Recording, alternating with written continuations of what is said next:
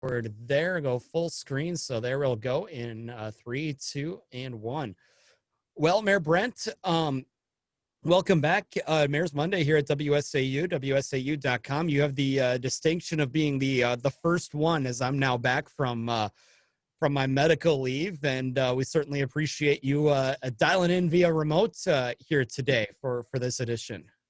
Oh, you're very welcome. I'm glad to have you back.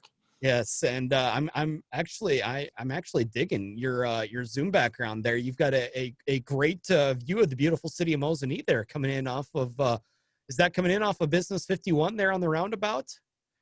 Yeah, this is actually a friend of mine who has a drone, likes to do aerial footage, and a few years ago he had shot a great aerial above the Mosinee paper mill.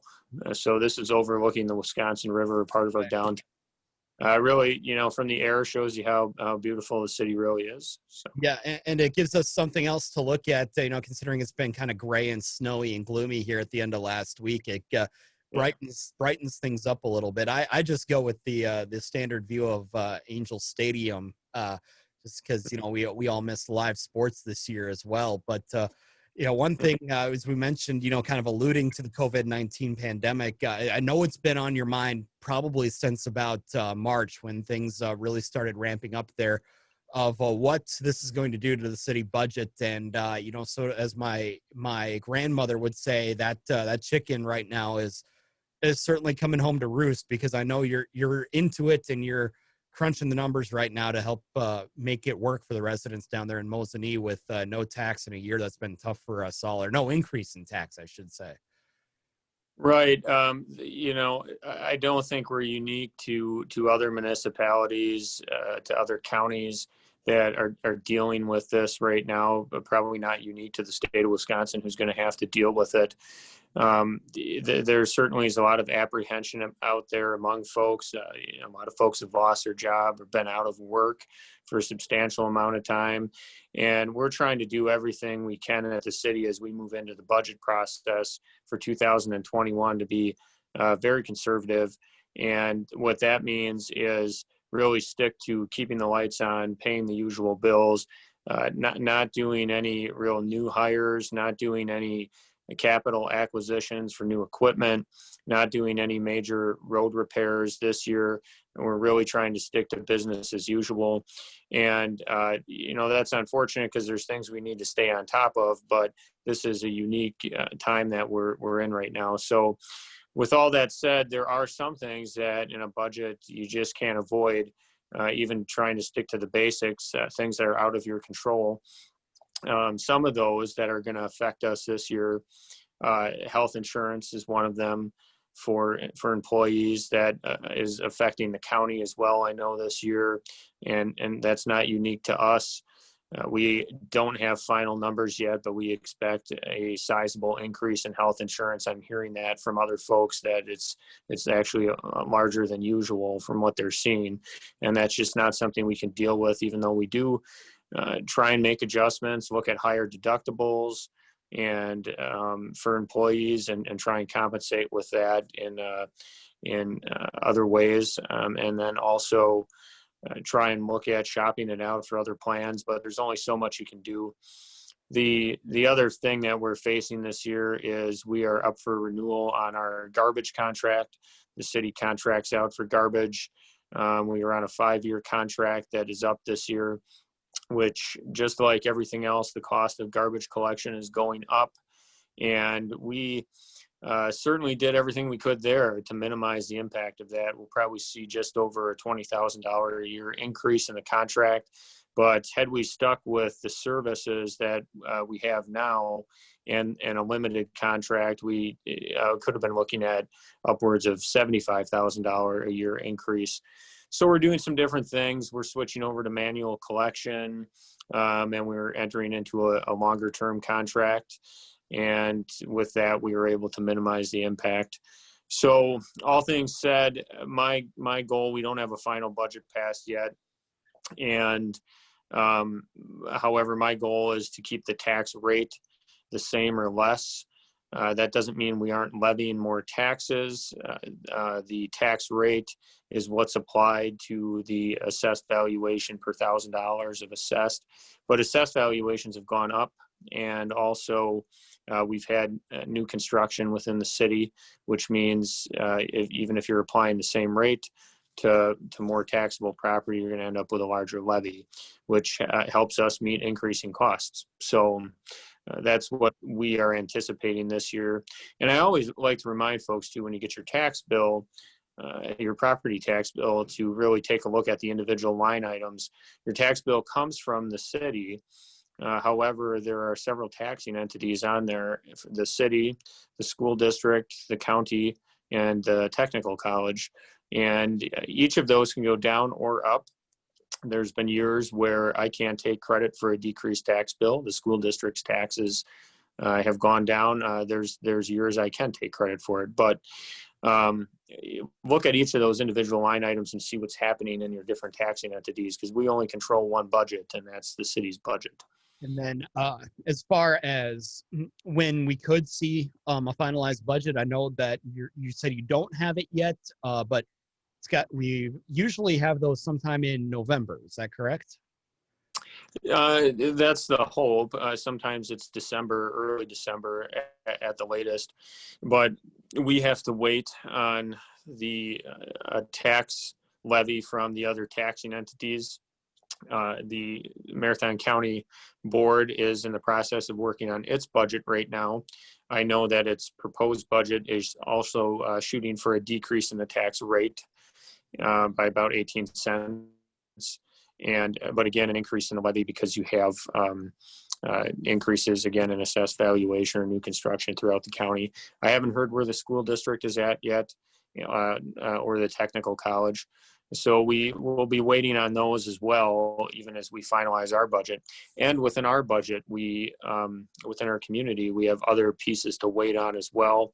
One of my other roles is serving as a co-chair of the Mosinee Fire District, which is a collection of the city of Mosinee and several surrounding townships to provide fire protection and EMS service throughout our city and those townships. And they have a budget all their own as well. And where their budget comes in depends on the assessment they'll need from each of the member municipalities. So we are working to try and get a budget done there as well, because the city needs that information to finalize its budget. So there's a lot of stakeholders to consider, a lot of people to hear from, and all of that needs to get done as soon as possible so people know what their tax bill is going to be for next year. And in the interest of full disclosure, you can also serve the community of Mosinee on the Marathon County Board as well. So you've got an idea of what's going on there, but again, we're focusing on the city of Mosinee, just throwing that out there in the interest of full disclosure. But you mentioned increasing in the property values in Mosinee.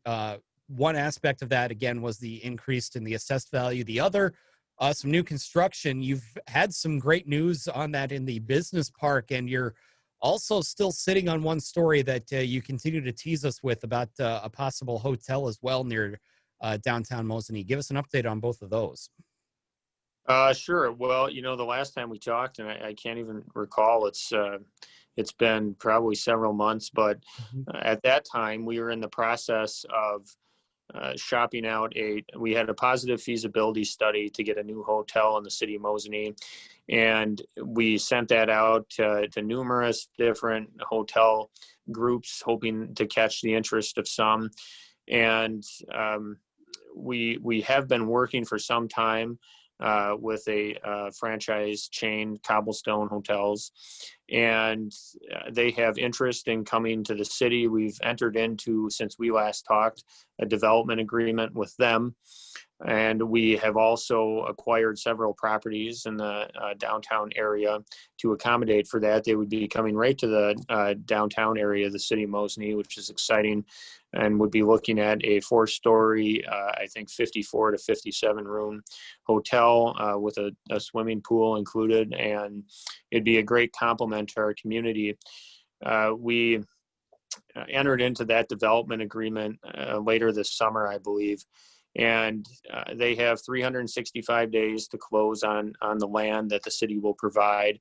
So they have a year within which to, I don't want to say think about it, work on it. And by that, I mean search out if there are other investors that want to be involved in the project, because as we continue to talk to them, the enthusiasm, despite everything that has happened with COVID, I mean, talk about probably the worst time to try and spur one of the industries that's been hit the hardest into wanting to make new construction in little city of Mosinee.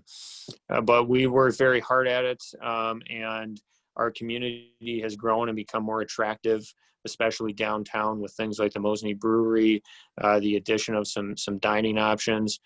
So they continue to be enthusiastic, and I am more and more confident that this deal is going to close. And then under the development agreement, construction with the doors open would have to be by the end of 2022. So, but it can happen anytime between now and then. And we continue to remain very confident about that. It's a great source of tax revenue to our TIF district. It's a great option for visitors to our community and members of our community who bring families in here for weekend-long events or just to visit. And it's a great complement to our expanding Central Wisconsin Airport, which I also serve on the airport board, so I can speak to that as well.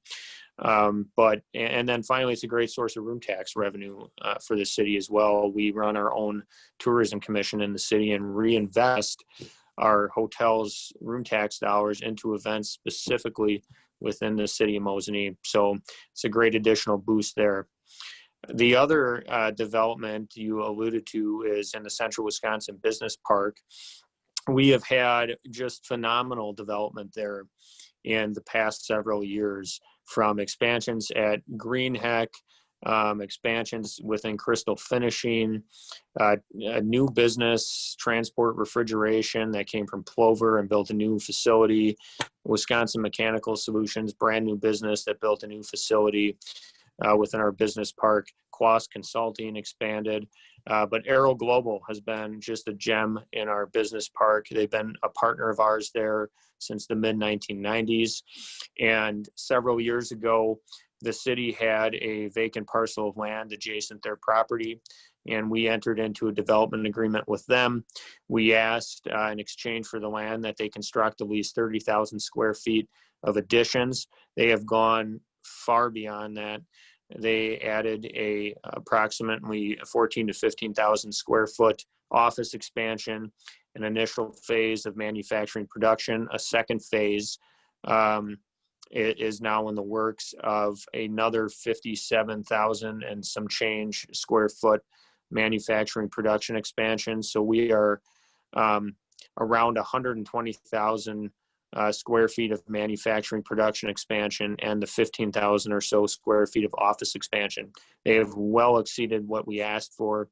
They are a great asset to our community, a great source of jobs, a great source of additional tax revenue, and just great people to work with.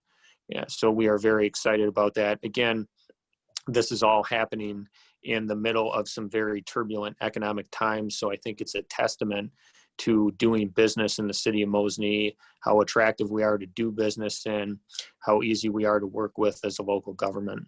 Yeah, and that's a real testament to a partnership, a public-private partnership, because you mentioned you sold the land to them. I think it was for $1. It was, you gave them a deal on the land, and they exceeded your expectations. So in a situation like this, some of those development agreements not only delivered, but they over delivered, and that's not something that you see every day when you're talking about city developments. Yeah, I guess as I sit and think, I cannot think of a development agreement we have done in the city of Mosinee since I have been here since 2015 that has been anything but positive. Development agreements between local governments and private groups can take a lot of flack. There's bad examples out there. that I'm sure people can name, but we look at them very closely. We make sure we give ourselves security within those development agreements, whether that's reversion of the land, requirements that they continue to operate under the same franchise name, etc. And some of the major ones I can think about from the hotel, which is moving along so far at good pace, Mosinee Brewing Company, the Casa Mezcal, and Aero Global. All these development agreements have done nothing but provide exponential returns, and or will continue to do so in the future, which is the way that tax increment finance districts are supposed to work, is to continue to provide you a revolving source of revenue for further development. And it pays dividends to the taxpayers, because when we close these tax increment finance districts, we are going to return much more tax revenue to our partners at the county, at the school district, at the technical college, so that they hopefully can use that to not have to raise taxes on the residents as much, if at all. So we have managed them appropriately, and we do meet not regularly, but annually with our joint review board from our tax increment finance district, which has members of our other tax entity partners on it. We met with them most recently, and they're very excited about the projects we're doing and the work we've done.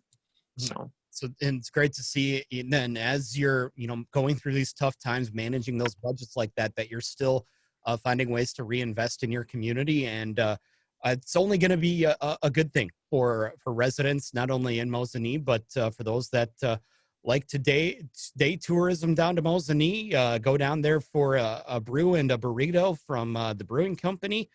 It's all part of a great quality of life here in central Wisconsin.